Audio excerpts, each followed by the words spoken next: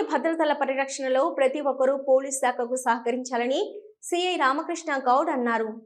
జమ్మికుంట పట్టణ సిఐగా బాధ్యతలు స్వీకరించిన రామకృష్ణ గౌడ్ సిటీ కేబుల్తో మాట్లాడుతూ మండలంలోని ప్రజలు సమస్యలు ఉన్నట్లయితే నేరుగా పోలీస్ స్టేషన్కు వచ్చి తమ సమస్యలను పరిష్కరించుకోవాలని కోరారు.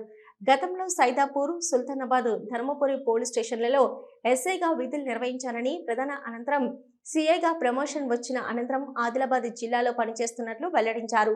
సాధారణ బదిలీలో భాగంగా జమ్మికుంట సిఐగా బాధ్యతలు స్వీకరించాలని, ఇక్కడి ప్రజల సహాయ సహకారాలతో సమస్యల పట్ల సానుకూలంగా స్పందిస్తూ ఫిర్యాదుదారులకు తగు న్యాయం జరిగేలా చూస్తానని స్పష్టం చేశారు.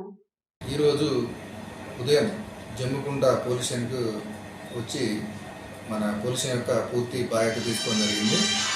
నేను గతంలో ఇదే ఎస్ఐ ఉన్నప్పుడు సైదాపూర్, అదేవిధంగా సుల్తానాబాద్, కరీంనగర్ వంట, ధర్మపూర్లో చేయడం జరిగింది.